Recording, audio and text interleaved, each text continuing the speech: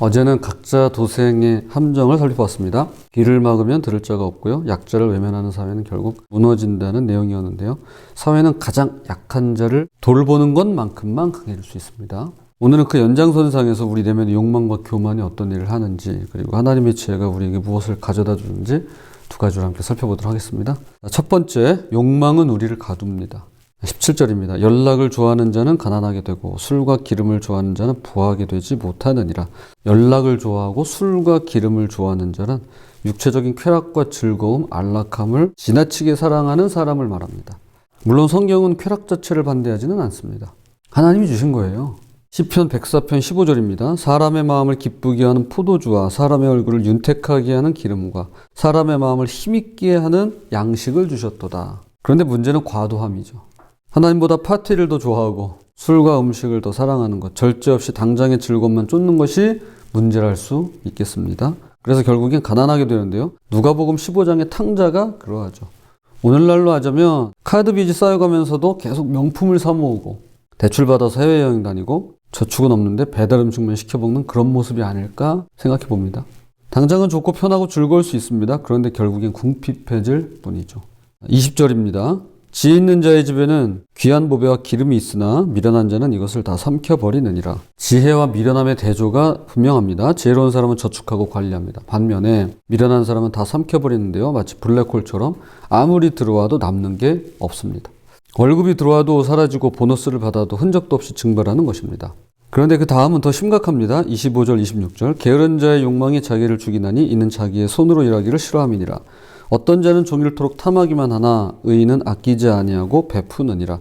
게으른 사람의 특징은 일하지 않으면서 탐하는 것입니다. 일하기는 싫은데 갖고 싶은 건 많아요. 그래서 하루 종일 사고 싶은 물건을 온라인으로 찾아보고 SNS 보면서 남 부러워하기 바쁘고 일확천금을 꿈꿉니다. 그런데 잠언은 말씀합니다. 욕망이 자기를 죽이나니. 다른 게 나를 힘들게 하고 어렵게 하고 죽이는 게 아닙니다. 내가 나를 그렇게 만드는 겁니다. 욕망과 게으름이 결합하면 영혼은 살아남지 못하는데요. 일하고 수고해서 벌 생각은 안 하고 탐하기만 하니 불만과 시기와 좌절감만 쌓이는 것이죠. 그러나 반대로 의인은 아끼지 않고 베풉니다. 일해서 벌고 저축도 하지만 그게 전부가 아닌데요. 하나님과 이웃을 위해 넉넉히 베풀 줄 압니다. 이 모든 게 하나님께로부터 왔음을 감사하며 기쁨으로 나눌 수가 있는 것이죠. 결국 욕망은 우리를 감옥에 가둘 뿐입니다. 안락의 노예, 소비의 포로, 게으름의 죄수로 만들어갑니다. 혹시라도 욕망에 갇혀있진 않나 자신을 돌아보고 하나님만을 가장 먼저 갈망하는 우리가 되었으면 좋겠습니다. 이 부분에 대해서는 내일 좀 더 살펴보도록 하겠습니다.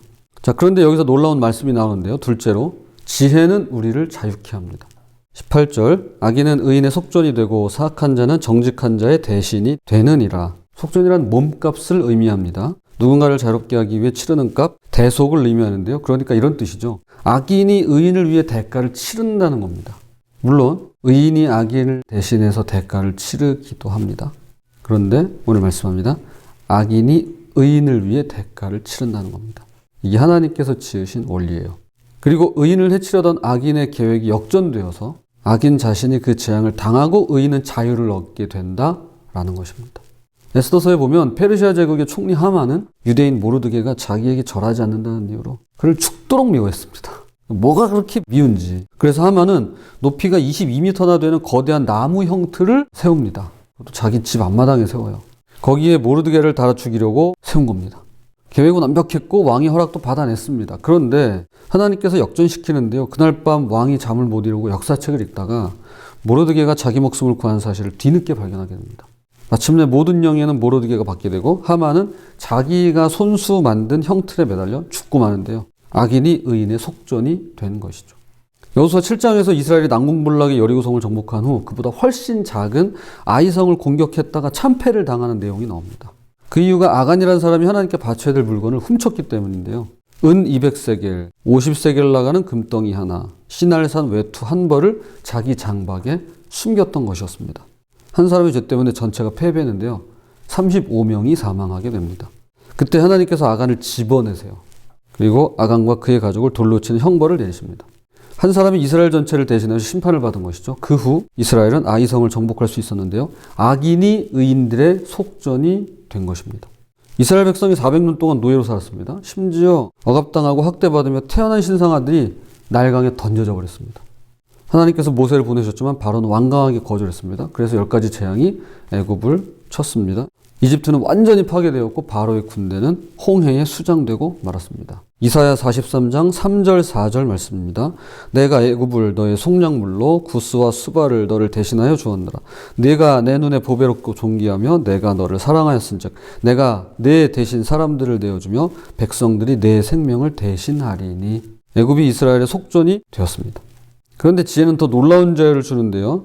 자, 오늘 잠언 21장 22절입니다. 지혜로운 자는 용사의 성에 올라가서 그 성이 의지하는 방벽을 허느니라.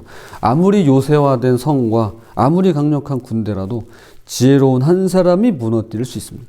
우리 역사가 이걸 증명한다고 봅니다. 한 사람이 나라를 무너뜨릴 수 있죠. 한 사람이. 지금 계속 재판 중에 있긴 하지만 역사가 증명하죠.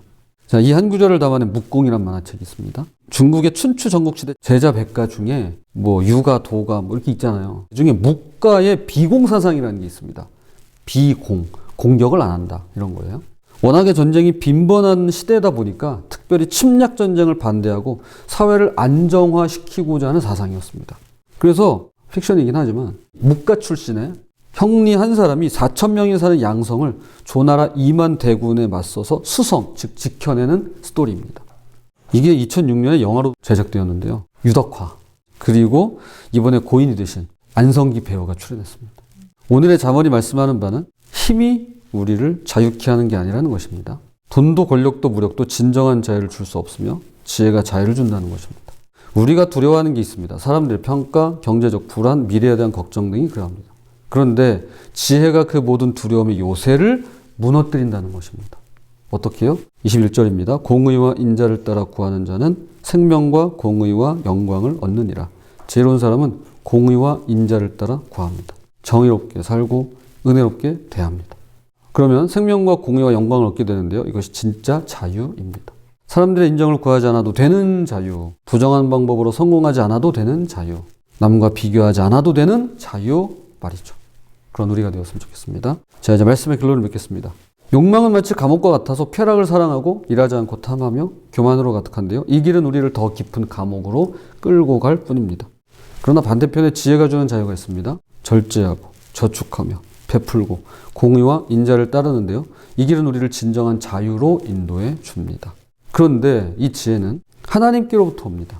하나님은 악인의 계획을 역전시켜서 의인에게 자유를 허락하시고 우리에게 지혜를 주셔서 두려움의 요새를 무너뜨리게 하시며 우리를 공의와 인자의 길로 인도하셔서 생명과 영광을 얻게 하십니다. 부디 욕망의 감옥에서 벗어나 지혜의 자유를 누리며 공의와 인자를 따라 생명과 영광을 얻는 저와 여러분이 되시기를 주님의 이름으로 부탁을 드립니다.